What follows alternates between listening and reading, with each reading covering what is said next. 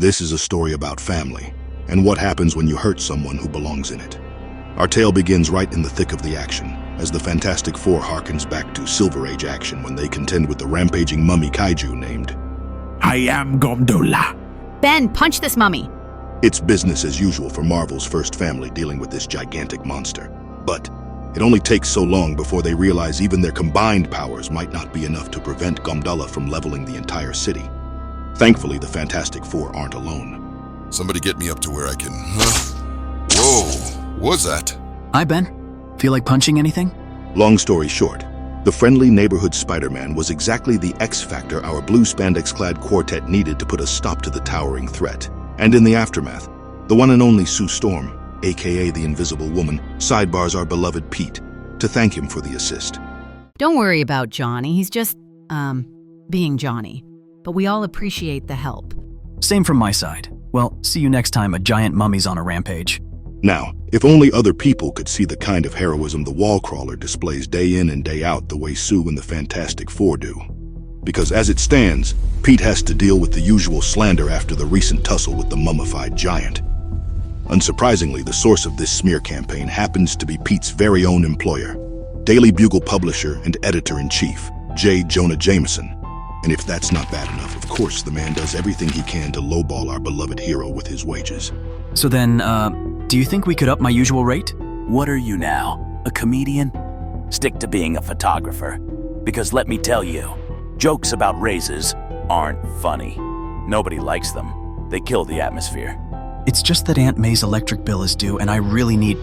On the bright side, a beautiful blonde lady with the power to create force fields and turn herself invisible remains firm in her opinion that the web slinger is far from the menace the Bugle depicts him as. In fact, you can even say learning about this bit of news has turned the otherwise level-headed Sue livid. This is so wrong. This article claims that Spider-Man was partners with Gomdula. Maybe he was. Nobody really knows anything about him. Then the nobody idiots weren't paying attention. He helped us. Reed, Ben, have you seen this article? What are your thoughts on Spider-Man? Bit creepy. Some hideously important jet engine experiment. I know. It's just that both Johnny and this newspaper claim that Spider-Man is a menace. And we're both right. If it's printed, then it's true. Sue has had enough of her baby brother's petulance at this point. So after she gives Johnny an earful for one of his latest unauthorized expenditures, the Invisible Woman acts like the only adult in the room and heads over to the bank to fix this. Unknown to her, a certain wall crawler who's currently dressed in his civvies is also in the same establishment. Genius. You're a genius. Here's your pittance, genius. Hope this clears in time for the electric bill. Not a second passes when Pete's trademark spider sense kicks in. That's because...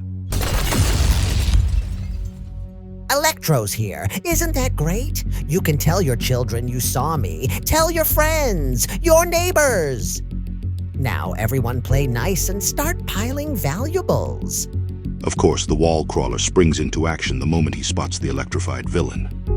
So Pete whisks himself away to change into his red and blues. And he's not the only one who's more than willing to do something about this threat, as Sue activates her invisibility powers before calling for backup. Trouble at the bank. Get here now. All the while, Spider-Man sneaks on the bank ceiling to find the perfect angle to give Electro his much-deserved two-piece combo. At the same time, Sue gets the same idea and grabs a brick to wallop the electric thief.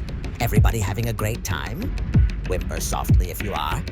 Ladies and cowering gentlemen, thanks for your kind generosity today. The problem with invisibility is, not even friendlies can see what you're up to, so you can't really fault Spider-Man for what happens next. Hey, Amphead, incoming. Spider-Man, wait! I'm here! Huh? Sue, it's the Invisible Girl. Oh man, Spidey sense. Why can't you ever warn me about the good guys? It's always about the bad stuff. Like guns or giant mummies or... Hey, Electro? Huh? Where'd he...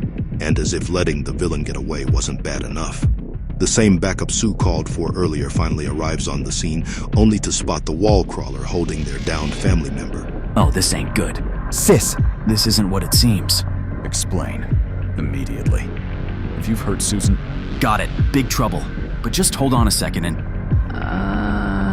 Susan, are you all right? What happened?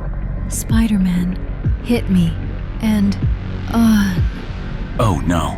Oh no, indeed. Because fists start flying the moment our sweet heroine passes out, as the rest of Marvel's first family mistakes Spidey to be, well, a menace. Let's squash this bug. Hold it, listen to me. If you think you can talk your way out of this, To make matters worse, Electro takes pot shots at the squabbling heroes from his little hidey hole inside the bank. come on, stay still. Wait, just a minute. The web slinger does his best to fend off the Thing and the Human Torch. He manages to web up the craggy-skinned bruiser, giving him just enough time to shake off Johnny. But Ben soon escapes from the sticky trap and, well, he's not exactly what you'd call a smooth operator. Stick me to the sidewalk, will you? Youch! What? Hey, where do you go? Ben, the wall, it's crumbling. Huh? Oh no. Susie, it's falling apart. I can't hold it. Had it been any other hero, they'd just leave the Fantastic Four to their own devices right then and there. But this is Spider-Man we're talking about. Of course, he knows better than that. I've got you the wall. Is everyone okay? The gesture makes Reed and Ben instantly realize how they've been wrong about Spidey this whole time. Unfortunately, we can't say the same for the Human Torch. Ow. Okay, I'm mad. You made me mad. Happy? If you didn't know it already, one of the many things that makes the Wall Crawler such an amazing hero is the fact that there are times he tends to punch above his weight class and win. This is one of those times. And all it takes is a bit of improvisation using flame-retardant cloth and a fire hydrant to cool Johnny's jets. Spidey, you rotten.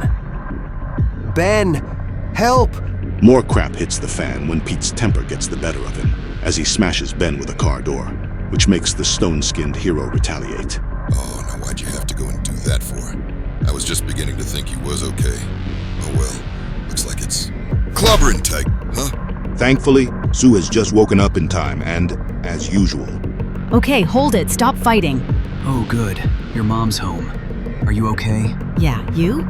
Looks like somebody burnt you, Johnny. Why does everyone blame me whenever something catches on fire? the Invisible Woman catches the rest of her family up to speed with everything that's happened, and not a minute passes before our heroes easily spot Electro hiding in his spot to take him into custody.